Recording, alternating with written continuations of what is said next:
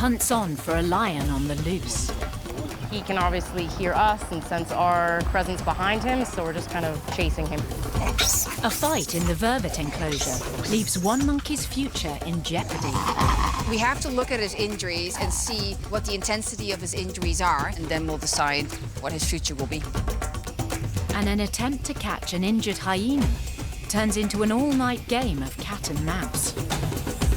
These guys are a lot more skittish than we had thought. It's all in a day's work for Malawi's only wildlife rescue team.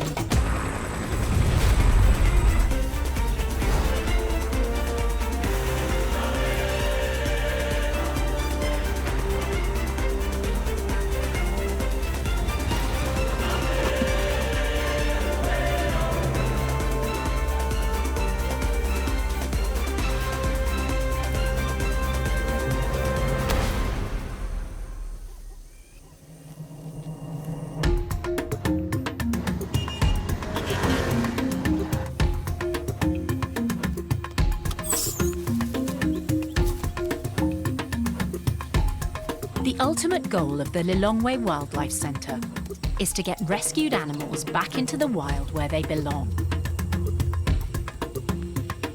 Head of Animal Care, Alma van Dorenmalen, is preparing for this year's biggest release. A troop of 13 vervet monkeys. So this group consists of animals that have been here for a long, long time. We've got orphans. They were only a couple of months old when they arrived at the center. And then we have animals that are victims of the pet trade. So they've been kept as pets for years.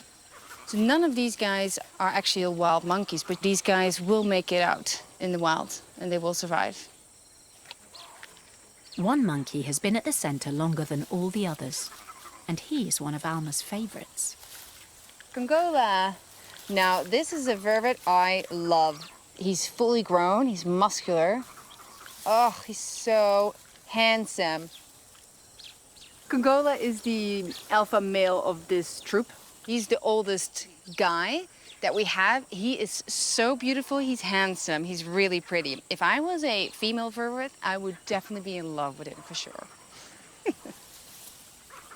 After 9 months roaming around in this large forest enclosure, Kongola and his gang are finally ready for the wild. Ooh, bananas. Alma's got 2 weeks to round them all up.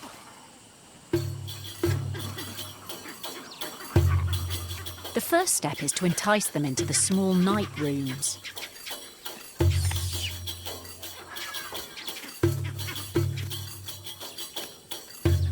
We want to catch all of them, of course. So today we're going to try the simple method, placing food in the night rooms, opening the slide and see who comes in. I see Thursday. I see Thursday now on the slide, but not willing to go inside yet. The monkeys are wary of people. This instinct will serve them well in the wild, but it makes them difficult to catch.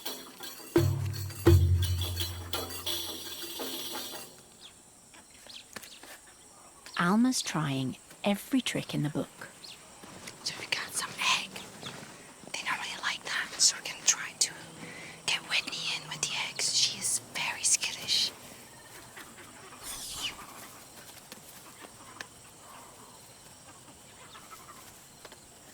If they knew what we were trying to do, everything would be a lot easier, but I think it would also be a lot more boring. So the beauty of the work is that everything is challenging and you need to adjust all the time. And this is, the fun part is when you make it and you're like, yes, it happened and now we can move on. That makes it fun. The first few venture in, but the action quickly cools off. Chico, close. Great. We didn't catch that many. I think Thursday, Cootie, Ghost, Monster, Lilo, Stitch. We got 6. 7 monkeys are still playing hard to get, and in the confusion, one has escaped entirely. 5-year-old male Friday has jumped the electric fence and landed in with a totally different troop of vervets.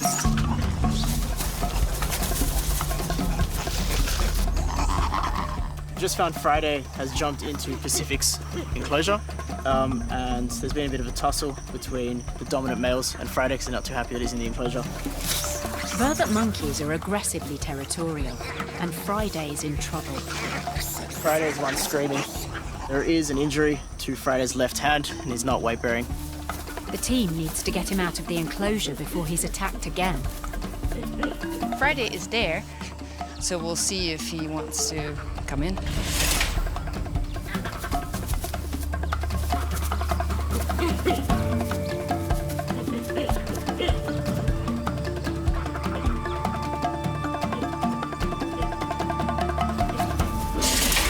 Perfect. He's out of harm's way, but his release back into the wild is suddenly in jeopardy. We have to look at his injuries and see what the intensity of his injuries are. We do see that he has a cut on his hand. Obviously, it's very painful. There's something sticking out. His lower arm seems to be a bit swollen. Getting our eyes on it is the first thing that we have to do, and then we'll decide what his future will be. For the wildlife rescue team, catching animals safely, whether in an enclosure or in the wild, is a big part of the job.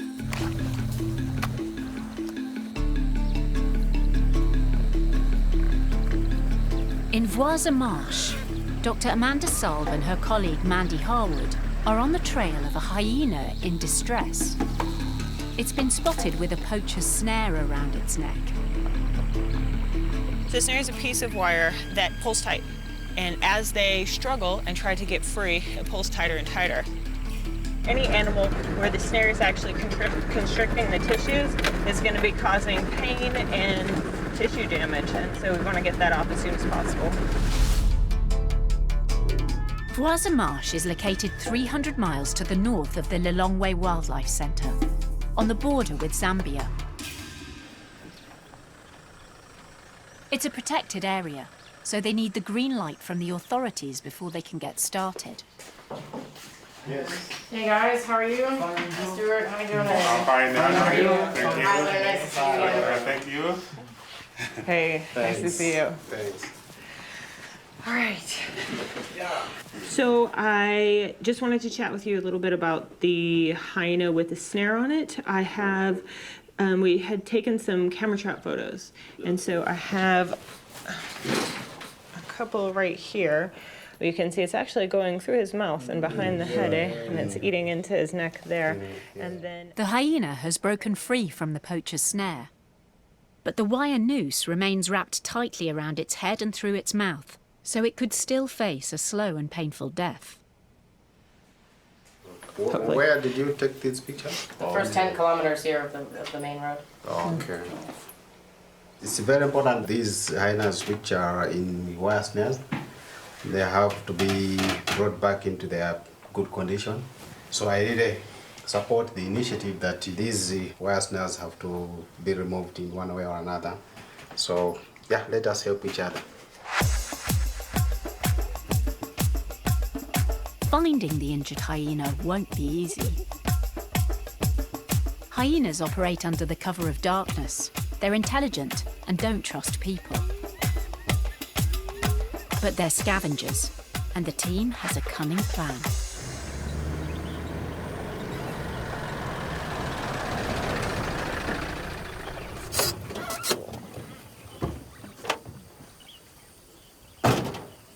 so that tree is actually perfect.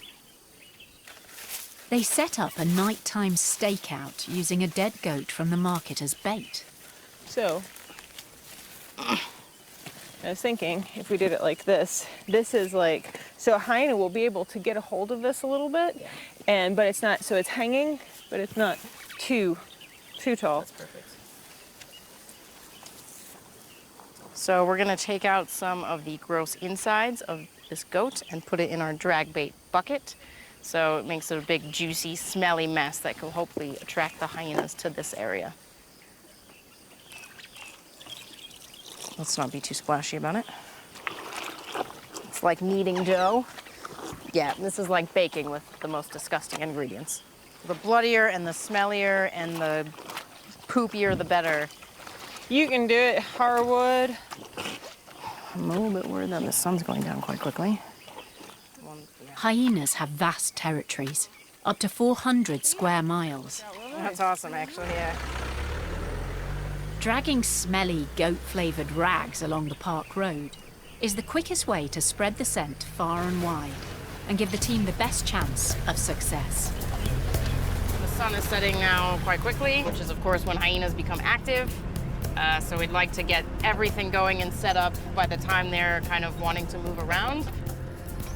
Hyenas are really adaptable, and they're able to survive quite a bit. So to see a hyena with such a bad snare on its neck and face, and to see that its condition is deteriorating like this is quite concerning, and we really, really want to do the best we can tonight to try and help this hyena.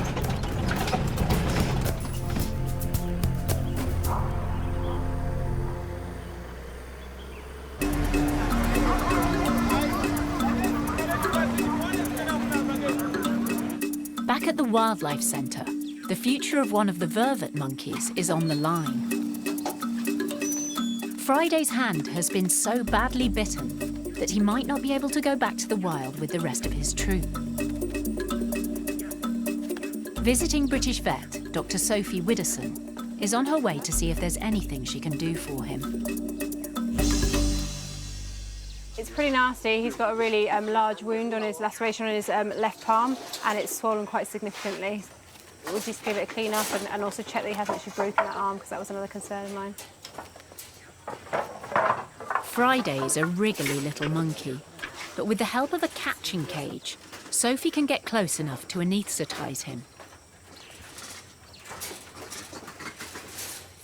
We have to safely restrain them so that we can give them the anaesthetic without us touching them, and that involves squashing them at one end of the cage, which itself is quite stressful for them, but it's the safest way for us and for them to get them immobilised quickly.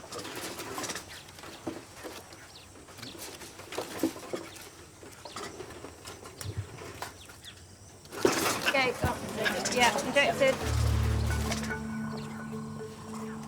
This isn't the first time Friday's been badly wounded. Quick. When he was rescued from the pet trade 5 years ago, he'd been attacked by another animal and had severe injuries all over his body.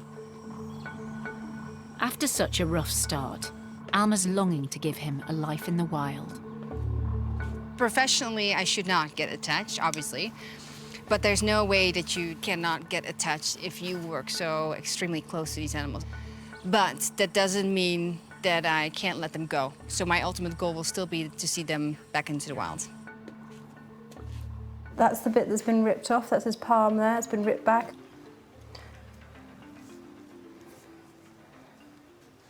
Can't feel any breaks. So that's good. That was one of the main things I was worried about. No broken bones is promising news. It's almost 2 weeks until release day, so Friday could still go back to the wild with his troop if the team can repair the damage. That's his tendons down there. He's actually lacerated one of the tendons. That's like completely flat back, I think, because it's so swollen. Yeah. And I just whether to take that bit off or not, because, you know. The thing is, if it's going to stay as a, extra piece of flesh, it's gonna prevent him from climbing properly. It's gonna bother him. Yeah, he's going to struggle. Yeah. So we're actually better off taking it off. That bit that's covering the tendon, I'll keep that, but maybe just take it back this way. From there, yeah. But it will swell again, but Yeah. I think if we at least try and tack it to the sides like that, that's going to be a lot smaller hole.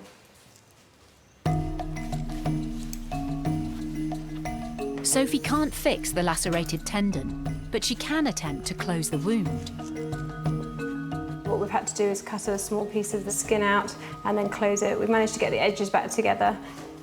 Even though I know this is very unlikely to stay in place, I'm still going to do it because it might just give us a little bit more time to get it to heal in a better way than it is currently.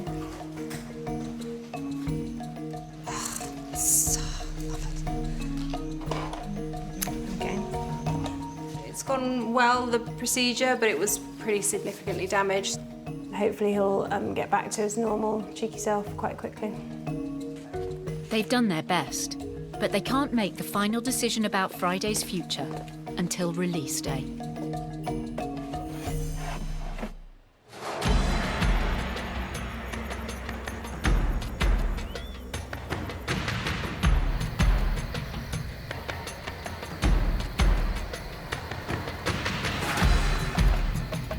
At Vwaza Marsh, the stage is set for the hyena stakeout.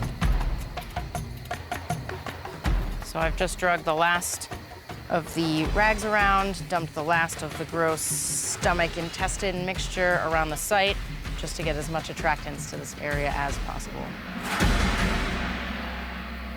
Now it's a waiting game. They'll watch the bait all night and hope the injured hyena shows up.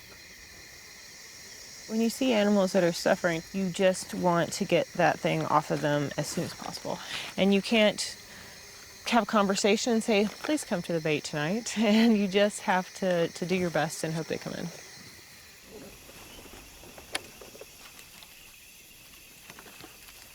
That's better. If tempting the hyena's keen sense of smell doesn't work, appealing to its excellent hearing might. Can you put this on the dash up there? Yeah. I'm setting up the Colin kit, which is basically a big speaker and amplifier, which will play very loud animal noises, sounds of other hyenas and animals in distress, which attracts hyenas. So hopefully that will really draw the carnivores into our site tonight. So if we have prey sounds playing, then hopefully they'll hear them and come and investigate. And then ideally, if they're, say, coming along the road, then they can pick up the scent and come right to the bait. So that's what we're hoping for. Hyenas won't approach if they sense danger, so the team retreats to the truck.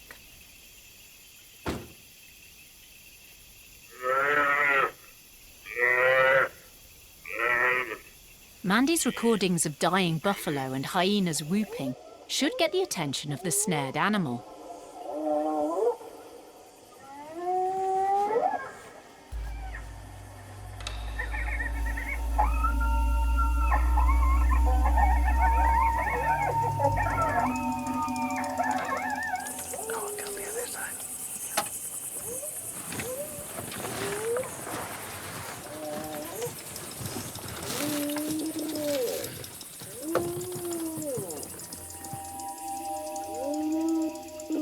For 2 hours, they scan the bush for signs of life.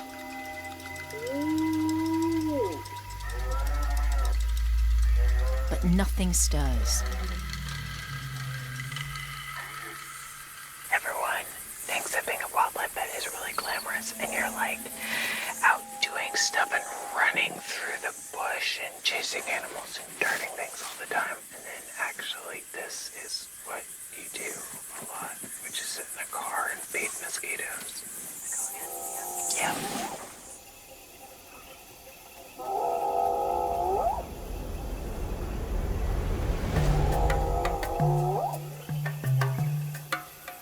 Okay, turn it off.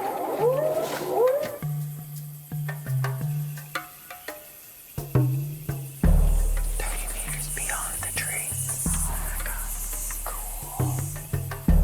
It's a long way off, but the eye shine is unmistakable.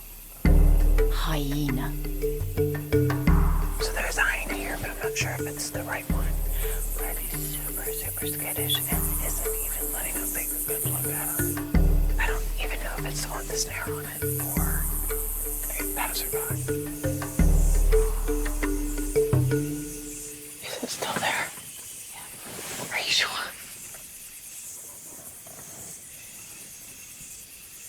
Moving off. It's not there.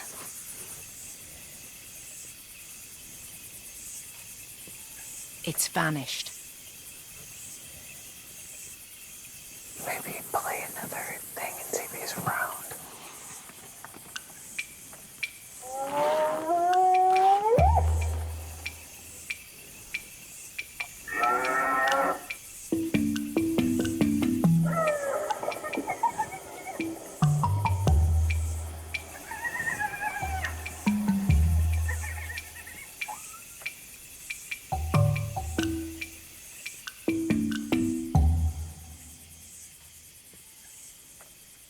The night's nearly over, and there's still no sign of the injured hyena. Let's wait just a minute, and then after that we'll go.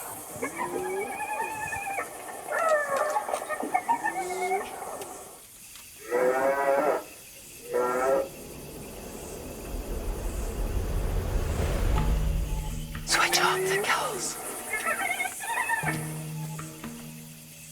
It's back. And this time there's more than one.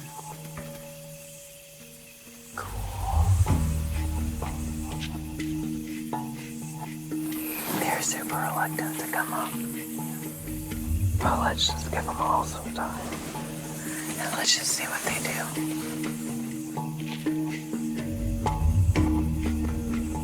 Nervous, the hyenas inch towards the bait. Moving to the right behind the tree. So far, Amanda hasn't spotted one with a snare.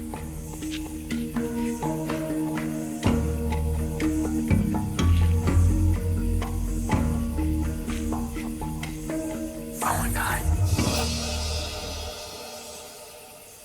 They've found him.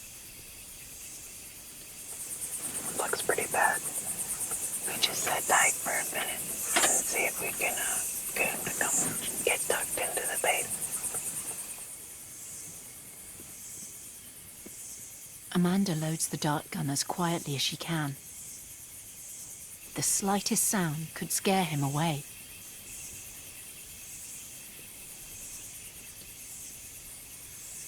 These guys are a lot more skittish than we had thought that they might be. Right now, there's not much to do, except for kind of sit and wait and hope that he comes up to the bait.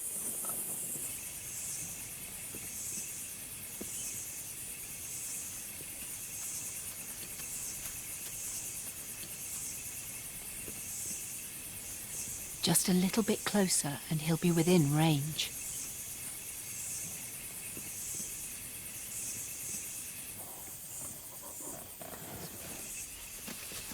Are you kidding me?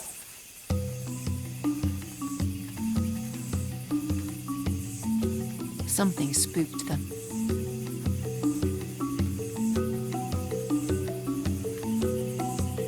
One by one, they disappear into the bush, including the snared male. He's unlikely to return tonight. What we might end up needing to do is spend nights and nights and nights out here. Next time I'm coming up here, hopefully it can happen. We can help this animal.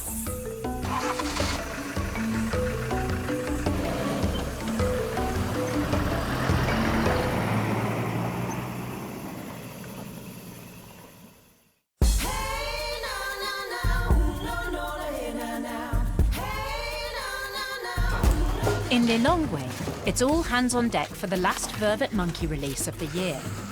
Thursday's next. For 2 weeks, the team has been busy with health checks, blood tests and vaccinations to give each member of the troop a head start in the wild. She's 16, neck.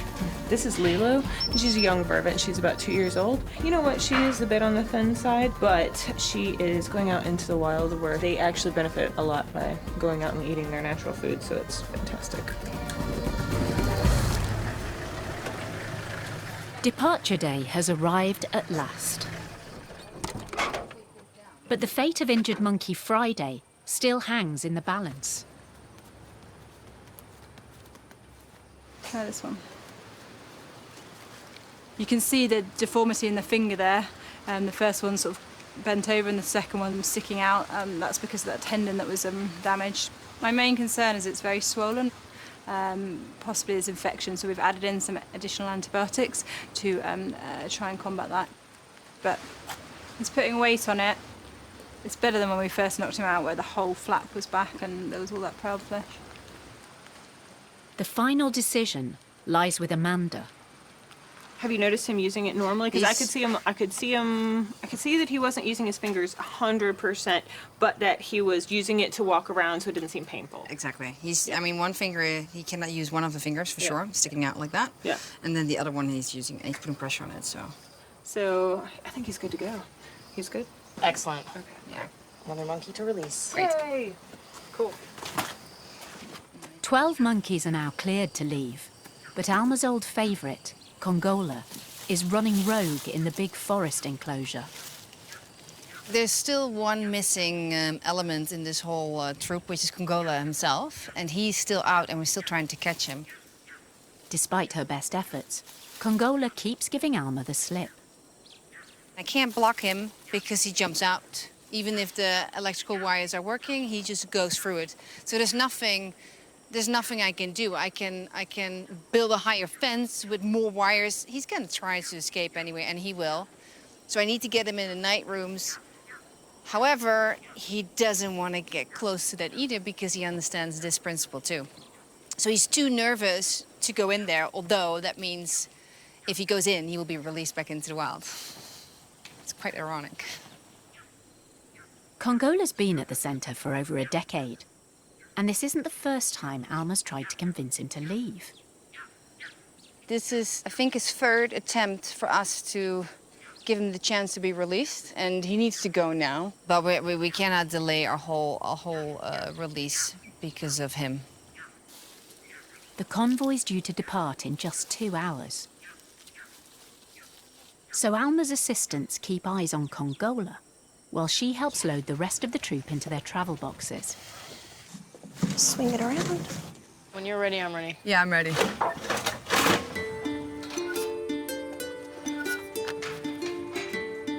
Felix, you're a good boy. You're so cute. Come on, buddy. You can't get out that way. Go in the box. It's coming close. Great, perfect. Transporting a whole troop of monkeys is a huge operation. Great. It'll take 3 trucks to deliver them safely to their new home. This is Monster. We just took her baby Ghost. Close.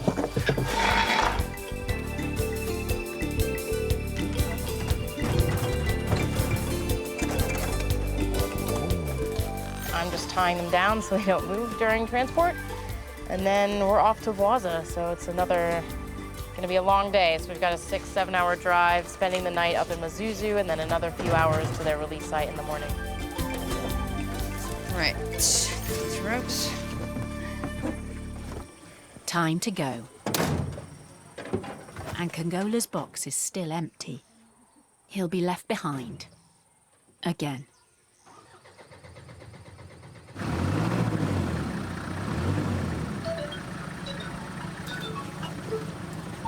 Hi?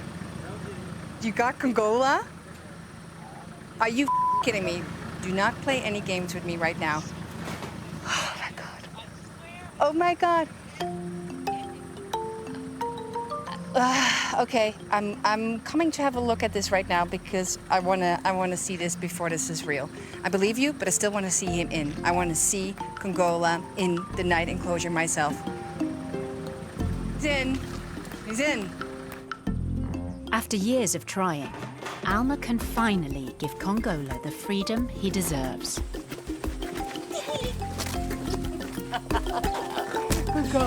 How many years? Oh my god, it's been taken so many years. Kongola is ready to be in the wild. He doesn't want to be managed by us. He doesn't want to be inside, which is great. Okay. So now he's actually going to freedom.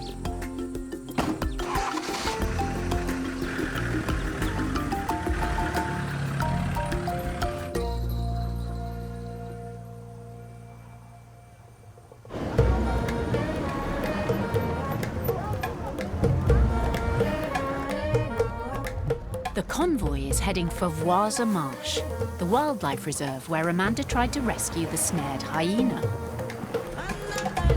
But driving up there this time is a very different experience. When you have a car full of monkeys in the back, It's kind of like having a backseat full of kids. But the monkeys aren't saying, Mom, I want a sandwich. Mom, I need to go to the bathroom. So I'm having to make sure that they are fed, they're not thirsty, and they're not cold, and they're not hot. But I'm having to make sure that I'm fulfilling their needs. Travelling to Vwaza is worth the effort. Its mix of marsh, plain, forest and grassland makes it a perfect new home for the troop.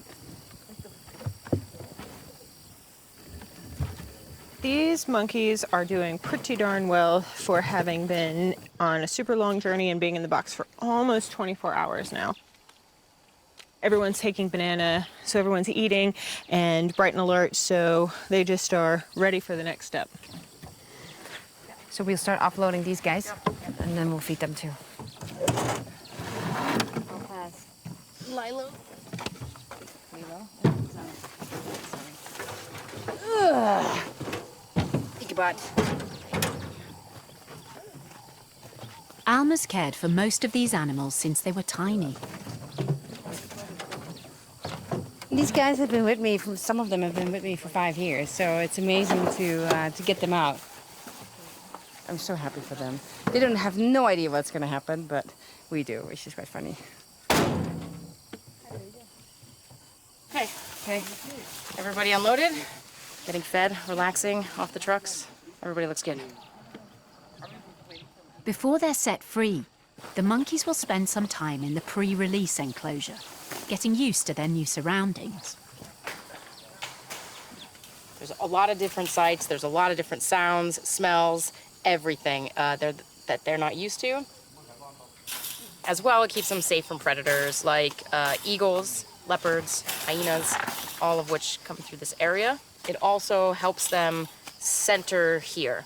So primates have a home range, and it's kind of centered around some sleeping sites, so we want them to kind of center and be comfortable in one area. If we didn't have this time here in one spot, when we release them, they'd basically scatter. Some of the monkeys are wearing radio collars so the team can keep an eye on them once they're released. So yeah, everybody looks ready, the enclosure looks ready. Let's take the boxes over to the slide and put the monkeys finally inside the enclosure.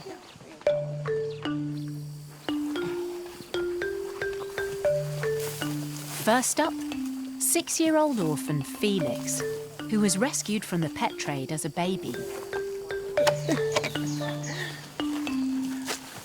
Ready? Go on, Felix.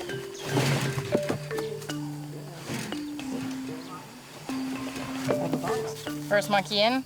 Awesome. He did the typical thing where he tries to get a higher view and hopped on a tree and he's looking around. It's cool. All right, let's give him some friends. Next, it's Friday's turn. Friday. That's more like it. What they usually do is just run straight out. 2 down, 11 to go. This is Ghost, our youngest one. Over their time at the rescue centre, this motley crew has formed strong bonds with each other. It's been really cool to see their progression from coming in as an orphan baby to learning how to interact with other monkeys and being put in a troop, making friends, and then reaching the point where they could actually successfully survive in the wild. Okay. I'm really proud of these guys because they've gotten it together and they're ready to go. It's Whitney's turn, but there's a roadblock. Felix. Felix is causing a bit of a delay. He's hanging out right by the slide, and yeah, if anything happens, I don't want him to escape, so I'm gonna be patient and wait for him to move. After many hours in this box, Whitney is eager to get moving.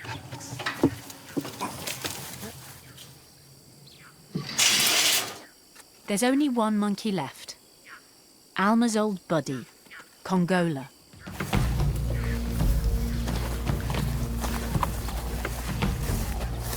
Are you happy? This is the big boy. special moment. He's been with us for so long. We've tried to release him already multiple times. Didn't work out, but now he finally made it. So it's quite exciting, actually. I'll push the box, you focus on the slide. Slide open.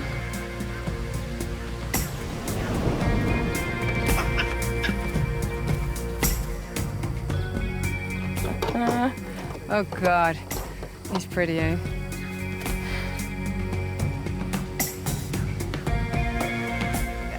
It's just watching him and seeing him jump in there and jumped up to the fence and then looking around. He understands that it's somewhere else, of course. It's amazing, yeah. For Kongola and his troop, a new life beckons. The countdown to freedom is on.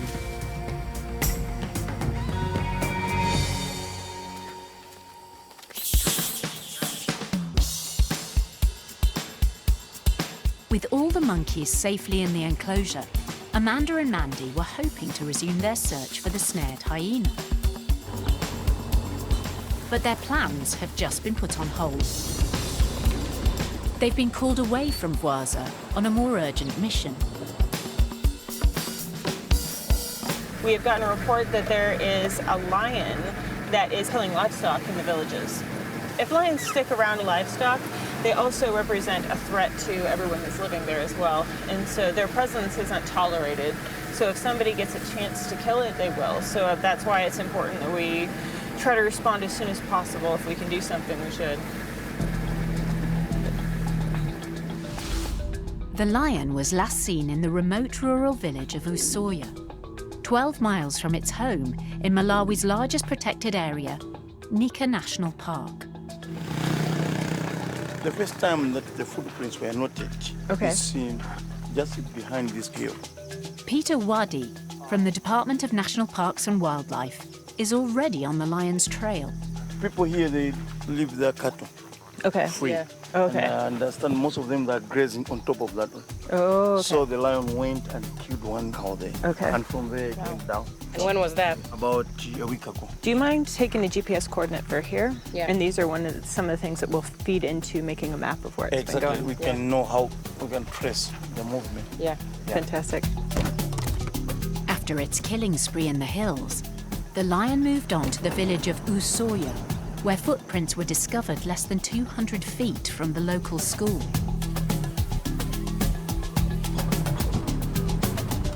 Hey, Harwood, can you get me a GPS coordinate? Amanda's called in a helicopter to try to drive the lion back to Nika National Park. If that doesn't work, she'll have to dart it and take it there herself.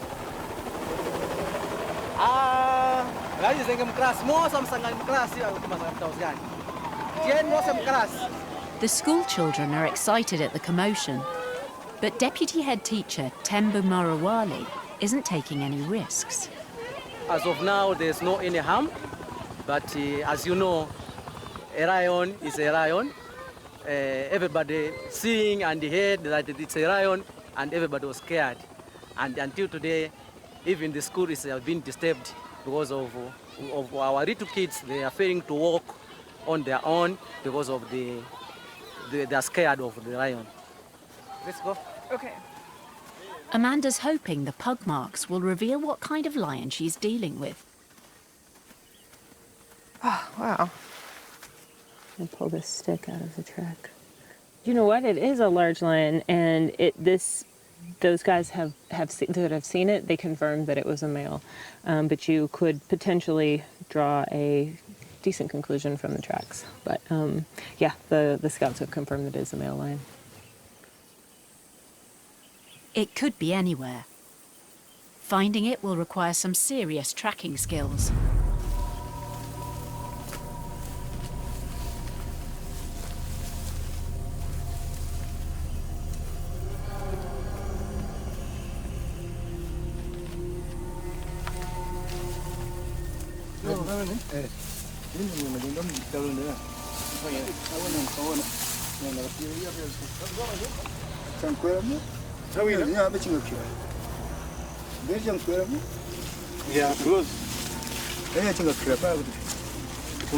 It's pretty cool tracking lions on foot. Also a little bit frightening. To somewhere here. Here. You see? The guys I'm with are excellent trackers. Like things I would never think were a paw print are a paw print, and they can tell where they've been lying down, where he's been resting. So really, really cool. This 1, 2, 3, 4. This is a palm. The tracks are getting fresher. Yeah. They think they're just a few minutes behind the lion. So it's going this direction. You think he probably went down into the ravine and into these thick bushes, hey? That would be the only option from there. Yeah, I think so. This direction. So maybe we just communicate to them that they should be searching this direction. Amanda and pilot Brad Reed take to the air to see if they can get eyes on it. Hey, Brad, I think we're like chasing the lion, so it's moving quite quickly, they're saying. So we're gonna let you guys do a little search of the area. Okay, can you just give us a direction of where those tracks are heading in relation to our position now? Sure, I can signal them better than tell you. Okay, so just give me a signal. I'll fly over you now. Okay, confirm to the right, so you're going down this valley over here on your right-hand side. Correct.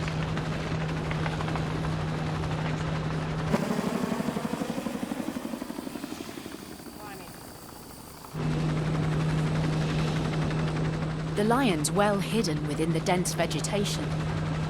But as long as the helicopter stays behind it, the noise should be enough to drive it in the right direction. This lion's probably pretty scared and pretty nervous about what's happening. He can obviously hear us and sense our presence behind him, so we're just kind of chasing him. Normally we don't want to chase wild animals like this. If we were in a park or a protected area, we wouldn't be doing this. But this time we really want to get this animal away from populated areas. Their tactics seem to be paying off. The tracks show that the lion's heading away from the village and back towards Nika National Park.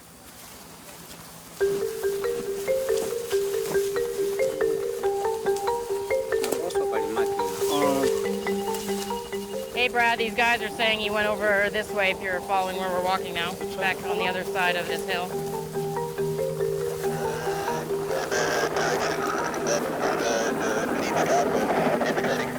Affirmative. They're now more than 3 miles from the village, and the lion's starting to outpace the ground team.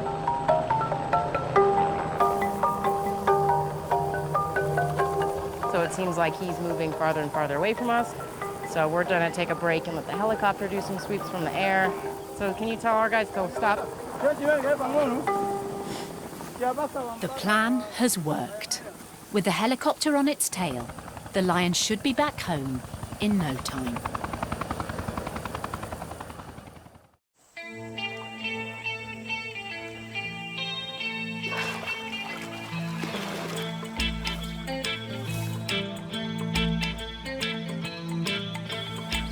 Back at Vwaza Marsh, the big moment has finally arrived for the Vervet monkey troop. So release day, guys. Cool. We're going to throw some food outside to give them a little place to congregate. And then I will open the slide. Everyone will be in a position where they can see what's happening. Once the monkeys are released, we're gonna see what they do and where they go. Amanda and Yesiah will wait here with the cars. So we are ready to go. All right, cool. Go there. We're gonna go this way. Amanda has set all kinds of animals free, but this release is special.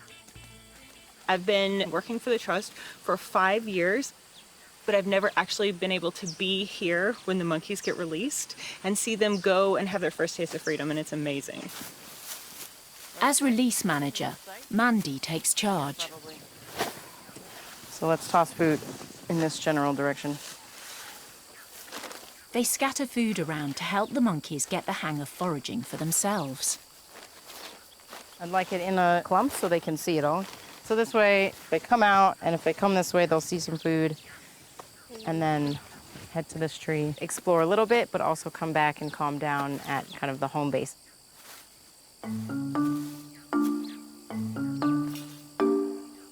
It's now just moments before the entire troop will be free. We've had Pilly and Yesaya watching these guys every day for the last couple of weeks, and it's been pretty good. They've been telling me that there have been a few little scraps in the last couple of days, so it tells me that they're kind of ready to get out of this enclosure.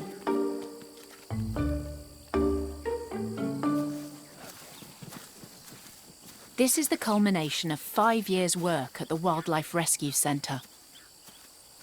Felix, you gonna be my first man out? Everyone wants to see how the monkeys behave when they leave captivity for good. Felix, when I open this, can you just let me walk away for a few seconds? You want to open it yourself? This is go time. This is almost release time.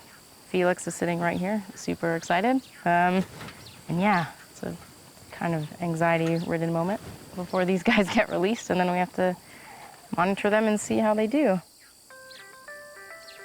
Everybody ready?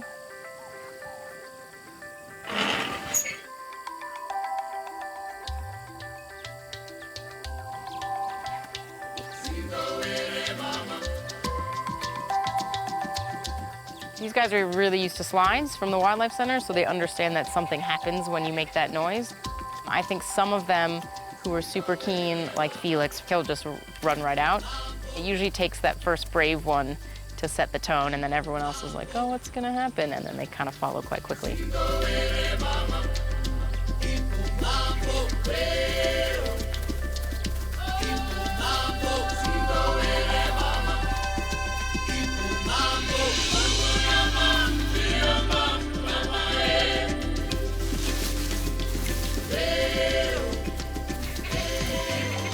I want these ladies to come out. There we go. Oh, it's pretty quick. I thought some would dilly-dally a bit, but just shot right out. The monkey's natural instincts immediately kick in. Even Friday, with his injured hand, looks completely at home. Now they're all up in the trees, some of which are bigger than they've ever been in before. They're hanging around exactly where I want them to. Super cool. I want to check the enclosure to make sure everyone's out.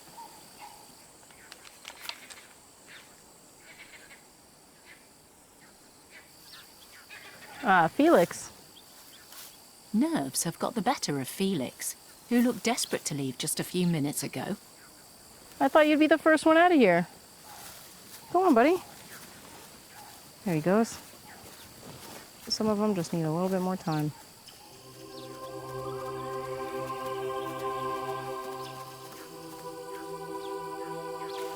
It's the end of the most successful season yet for Malawi's only wildlife rescue team. Over the last 3 months, they've given the gift of freedom to an incredible 60 animals. Wow!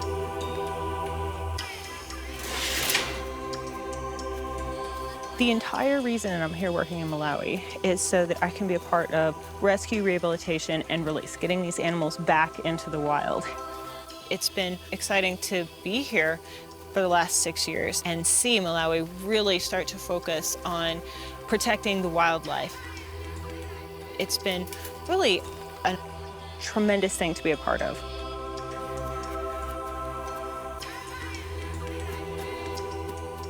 Obviously, one of the highlights is when an animal can be released back into the wild.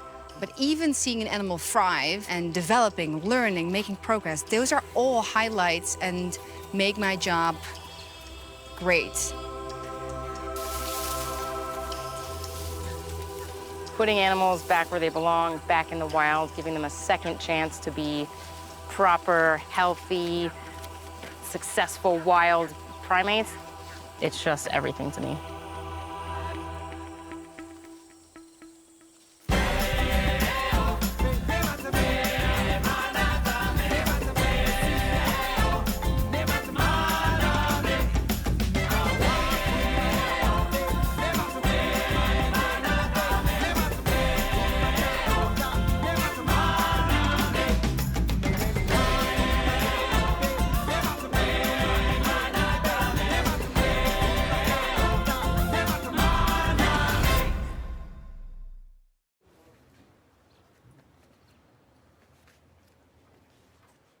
Hey Love Nature fans, be sure to like and subscribe to catch all our wild animal stories.